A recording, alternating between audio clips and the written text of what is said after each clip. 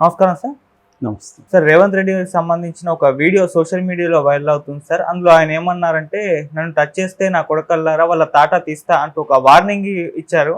So ఇప్పుడు ఇది చాలా మంది బీఆర్ఎస్ నేతలు ఏమంటున్నారంటే, ఇది కేటీఆర్ గారిని, కేసీఆర్ గారిని ఉద్దేశించి అయినా ఈ వ్యాఖ్యలు చేశారు అని అంటున్నారు. అసలు నిజానికి ఈ వ్యాఖ్యలు ఎప్పుడు చేశారు? మరి దీని పట్ల మీ ఒపీనియన్ ఏంటి? నిన్న మహబూబ్ నగర్ లో ఆయన ప్రజాదీవెన సభలో పాల్గొన్నారు. ఈ మధ్య కాలంలో ఎప్పుడూ లేనంతగా రెచ్చిపోయినట్టు కనబడుతుంది. అంటే ఒక పాత రేవంత్ రెడ్డి మళ్ళీ మనకి కనిపించాడు. మరి ఆయనకి ఎందుకు అంత కోపం వచ్చిందనేది చూడాలి. బట్ ఆయన మాట్లాడింది ఏంటంటే, కాంగ్రెస్ ప్రభుత్వాన్ని టచ్ చేసి చూడండి, అగ్ని కణాలై మానవ బాంబులై వస్తాను, నా కొడుకల్లారా ఎవరైనా మిగిలితే చూస్తా, ఒక్కొక్కరిని పండబెట్టి తొక్కి పేగులు బయటికి తీసి మెడలో వేసుకుని ఊరేగుతాం. ఇది జస్ట్ ఇంకా చాలా మాట్లాడాడు, కానీ బేసిక్గా ఈయన మాట్లాడింది ఇది.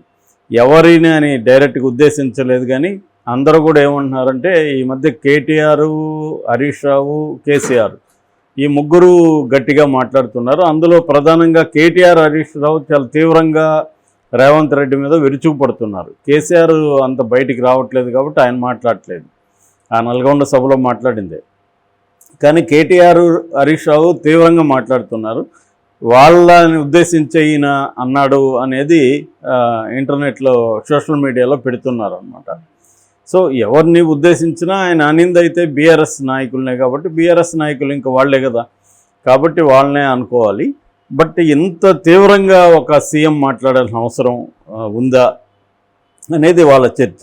అయితే ఆయనకి ఎందుకు అంత కోపం వచ్చింది, ఏమై ఉండొచ్చు అనేది చూసినప్పుడు, ఈ మధ్య కేసీఆర్ కూడా ఏం మాట్లాడాడంటే, ఈ ప్రభుత్వం ఎక్కువ కాలం ఉండదు అనేది మాట్లాడాడు. అంతకుముందు డే 1 నుంచి కూడా బీఆర్ఎస్ వాళ్ళు కడియం శ్రీహరి స్టార్ట్ చేస్తే అక్కడి నుంచి కూడా 2 నెలలు ఉండదు, 1 నెల ఉండదు, త్వరలోనే కూలిపోతుంది. మొన్న కూడా ఎవరో ఒక ఎమ్మెల్యే అన్నాడు, కేసీఆర్ కానీ గట్టిగా అనుకుంటే ఇది ఇమీడియట్గా కూలిపోతుందని. ఇలా మాట్లాడుతున్నారు ఒకవైపు. అంటే ఈ ప్రభుత్వాన్ని మేము కూల్చేస్తాం అన్న పద్ధతిలో వాళ్ళు ఇండైరెక్ట్గా మాట్లాడుతున్నారు. అడిగినప్పుడేమో మేమేం కూలము, కాంగ్రెసే కూలిపోతుంది అనేది చెబుతున్నారు. రెండవది, మొన్న కేటీఆర్ ఏమన్నాడంటే, రేవంత్ రెడ్డి బీజేపీతో కుమ్మక్కవుతున్నాడు, బీజేపీతో కుమ్మక్క అవడం వల్లే మోడీని పెద్దన్నయ్య అని పిలిచాడు. సో కుమ్మక్క అయిపోయి ఈయన మరో షిండే అవుతాడు, ఇక్కడ షిండే అయ్యి చీల్చి దీన్ని బీజేపీలోకి వెళ్ళిపోతాడు, కాంగ్రెస్ పార్టీని చీలుస్తాడు అనేది కేటీఆర్ అన్నాడు. దానివల్ల కూడా తనకు కోపం వచ్చి ఉండొచ్చు. అంటే మేము వచ్చి 3 నెలలు కాలేదు, మాట్లాడితే మీరు మా ప్రభుత్వం కూల్చేస్తాం, మీరు 10 ఏళ్ళు పరిపాలించారు, కనీసం మమ్మల్ని 5 ఏళ్ళు కూడా పరిపాలించనివ్వకుండా డే 1 నుంచి మా ప్రభుత్వాన్ని కూల్చేస్తామనో కూలిపోతున్నానో మాట్లాడడం ఏంటిది అనేది ఆయన కోపం వచ్చి ఉండొచ్చు. కోపం రావడానికి ప్రధాన. రెండవది ఏంటంటే, మామూలుగా ఏ కొత్త గవర్నమెంట్ వచ్చినా ఒక 6 నెలల పాటు వాళ్ళకి టైం ఇస్తారు. ఎందుకంటే అది పెర్ఫామ్ చేయడానికి టైం పడుతుంది. ముందు అసలు కడుక్కోవాలి. గత ప్రభుత్వాలు అనేక అవకతవకలు ఉంటాయి, వాటిని అంతా క్లీన్ చేసుకోవాలి. తర్వాత విషయాలను అర్థం చేసుకొని నిర్ణయాలు తీసుకోవాలి. ఒక నిర్ణయం తీసుకోవాలంటే డేటా కలెక్ట్ చేయాల్సి ఉంటుంది. వీటన్నిటికీ టైం పడుతుంది. అవేమీ లేకుండానే వీళ్ళు ఏం చేస్తున్నారంటే, డే 1 నుంచే ముందుగా హరీష్ రావు స్టార్ట్ చేశాడు, మీరు హామీలు నెరవేర్చండి, అది చేయలేదు, ఇది చేయలేదు, ఆ విగ్రహం కట్టలేదు, ఇది చేయలేదు. ఒరే వచ్చి 3 నెలలు ఇంద్రబాబు, మీరు 10 ఏళ్ళుగా చేయలేని పనులు మాట్లాడకుండా ఇప్పుడు 3 నెలలు లోపలే మీరు కాంగ్రెస్ అది చేయలేదు, ఇది చేయలేదని దూకుడుగా వెళ్ళిపోతున్నారు. దీనికి వాళ్ళ వైపు నుంచి కూడా ఒక కారణం ఉంది, బీఆర్ఎస్ వైపు నుంచి. బీఆర్ఎస్ ఏంటంటే, ఎన్నికలు దగ్గరకు వస్తున్నాయి, ఎన్నికలు లేకపోతే వాళ్ళు కూడా ఇంత దూకుడుగా ఉండకపోవచ్చు. కాబట్టి ఇప్పుడు ఎన్నికలు దగ్గరకు వస్తున్నాయి, లోక్సభ ఎన్నికలు, కాబట్టి వాళ్ళు కూడా వీలైనంత కాంగ్రెస్ ప్రభుత్వం మీద నెగిటివిటీని క్రియేట్ చేయాలి పీపుల్ అనేది వాళ్ళ అజెండా. సో ఇక్కడ ఎవరి అజెండాకు వాళ్ళకు ఉంది. ఇక్కడ ఇటు రేవంత్ రెడ్డి అజెండా ఏంటి, బీఆర్ఎస్ని బాగా తొక్కేయాలి. ఎలక్షన్లో తొక్కేస్తే మనకి 5 ఏళ్ళు డోకా ఉండదు, దాని తర్వాత నెక్స్ట్ కూడా ఒక 5 ఏళ్ళు టార్గెట్ పెట్టుకోవచ్చు. అంటే 10 ఏళ్ళు రేవంత్ రెడ్డి అధికారంలో ఉండాలనేది ఆయన ఆలోచిస్తున్నాడు. అంటే ఆయనే ఉంటాడా సీఎం అనేది పక్కన పెడితే, అంటే నాకు తెలిసి ఆయనకి ఇక్కడ తెలుగు రాష్ట్రాల్లో వైఎస్ రాజశేఖర రెడ్డి ఆదర్శం అనుకుంటాను. ఎందుకంటే వైఎస్ఆర్ ఒకటే కాంగ్రెస్లో 10 ఏళ్ల పాటు, అంటే 10 ఏళ్ళు ఆయన లేడు, చనిపోయాడు, అది వేరే విషయం. బట్ 2 టర్మ్స్ ఆయనే సీఎంగా ఉండగలిగాడు. సో అలాగా తను కూడా 10 ఏళ్ళు సీఎంగా ఉండాలనే ఒక ఆలోచన అయితే రేవంత్ రెడ్డికి ఉండొచ్చు. సో దాన్ని వీళ్ళు ముందు నుంచే దెబ్బ కొడతా వస్తుంటే ఆయనకి కోపం వచ్చి ఉండొచ్చు. సో ఆ యాంగర్ ఉండొచ్చు. సో వీళ్ళకేమో రేవంత్ రెడ్డి మీద నెగిటివిటీ, కాంగ్రెస్ మీద నెగిటివిటీ తీసుకురావాలి.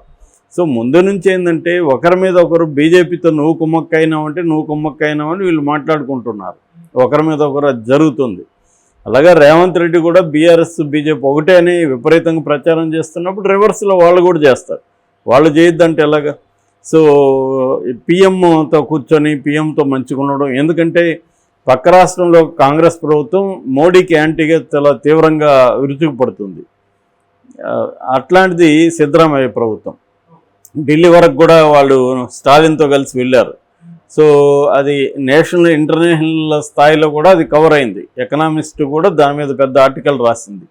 అంటే సౌత్ ఇండియా నార్త్ ఇండియాకి ఎట్లా డివైడ్ అవుతున్నాయి, సౌత్ ఇండియన్ సీఎంస్ ఎలాగా మోడీ మీద యుద్ధం ప్రకటించారని.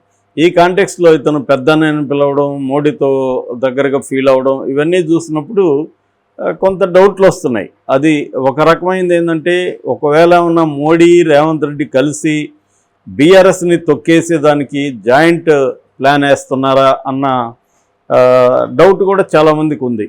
ఎందుకంటే మోడీ ఉద్దేశం ఏంటంటే ప్రతి రాష్ట్రంలో కూడా ఏది వీక్గా ఉంటే ఆ పార్టీని తొక్కేసి ఆ ప్లేస్లోకి తాము రావడం అనేది వాళ్ళు స్నేహపూరితంగా చేస్తారు, లేదా శత్రుపూరితంగా చేస్తారు. అంటే వాళ్ళతో పొత్తులు పెట్టుకున్న దెబ్బతీస్తారు, లేదా వ్యతిరేకంగా ఉన్న దెబ్బతీస్తారు. మనం తమిళనాడులో చూస్తాం, ఏఐడిఎంతో పొత్తులు పెట్టుకొని దాన్ని దెబ్బతీయగలిగారు.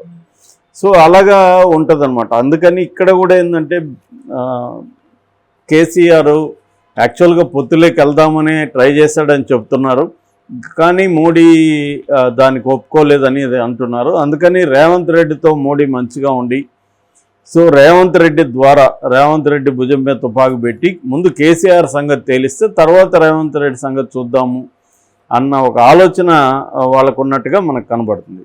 సో ఈ నేపథ్యాన్ని మనం అర్థం చేసుకోవాలి. ఈయన మాట్లాడడం అయితే ఒక సీఎం స్థాయిలో ఇలా మాట్లాడడం కరెక్ట్ కాదనేది అందరూ చెప్తున్నారు. ఆయన కూడా ఆలోచించాలి. ఆ పార్టీలో వేరే వాళ్ళు మాట్లాడితే పర్లేదు, కానీ సీఎంఏ నేను మిమ్మల్ని తొక్కదీసి తోలుదీసి మీ పేగులు బయటికి తీసి నేను పేగులు వేసుకొని ఊరేగుతానంటే అది వినడానికి కూడా చాలా ఇబ్బందిగా ఉంది. రేవంత్ రెడ్డికి రేపొద్దున రాబోయే కాలంలో కూడా ఈ ప్రాబ్లం రాబోతుంది. ఆయనకి నెగిటివిటీ ఎక్కడొస్తుందంటే ప్రజల్లో నీవు అంతకుముందంటే మాట్లాడావు, నువ్వు ఇప్పుడు ఒక సీఎం అయినప్పుడు ఇటువంటి భాషను వేరే వాళ్ళకి వదిలేసి నువ్వు హుందాగా స్పందించాలి, కానీ నువ్వే వాళ్ళ భాషని నువ్వే మాట్లాడితే అదంతా శోభించదు అనేది ప్రజలు గమనిస్తుంటారు కదా. ఇప్పుడు కేసీఆర్కి కూడా అదే ప్రాబ్లం. కేసీఆర్కి కూడా ఏం జరిగింది, ఆయన దుడుకుతనం, నిరంకుశంతగా ఉండడం, విలేకరులను కూడా ఎగతాళి చేసి హ్యూమిలియేట్ చేసి వాళ్ళు మాట్లాడడం. ఇప్పుడు ఒక విలేకరి తనకు తెలియచ్చు, నీ అంత నాలెడ్జ్ అతనికి ఉండకపోవచ్చు. ఆ ప్రశ్న ప్రజల్లో ఉన్న ప్రశ్నలే కదా అతను అడుగుతుంటాడు. ఎందుకంటే వాళ్ళు తిరుగుతూ ఉంటారు కాబట్టి ప్రజల్లో ఎటువంటి డౌట్లు ఉన్నాయో అడుగుతారు. ఒకవేళ నీకు అది ఇబ్బందికరమైనా కూడా బాధ్యతగా సమాధానం చెప్పాలా, లేకపోతే నేను సమాధానం చెప్పదలుచుకోలేదని చెప్పాలి, కానీ అతన్ని హ్యూమిలియేట్ చేయడం దానివల్ల ఇతనికి ఏమొస్తుంది అంటే చాలామందిలో కూడా ఇటువంటి ఉదాహరణ ఉంటుంది. తమకంటే బాగా తక్కువ స్థాయి వాళ్ళని, చిన్న వాళ్ళని హ్యూమిలియేట్ చేసి వీళ్ళు ఆనందిస్తుంటారు. ఎందుకంటే ఈక్వల్ వాళ్ళని హ్యూమిలియేట్ చేస్తే వర్కౌట్ అవ్వదు కదా. సో అలాగా రేవంత్ రెడ్డి కూడా ఈ స్థాయి భాష మాట్లాడాల్సిన అవసరం లేదు, కారణాలు ఏమైనప్పటికీ కూడా.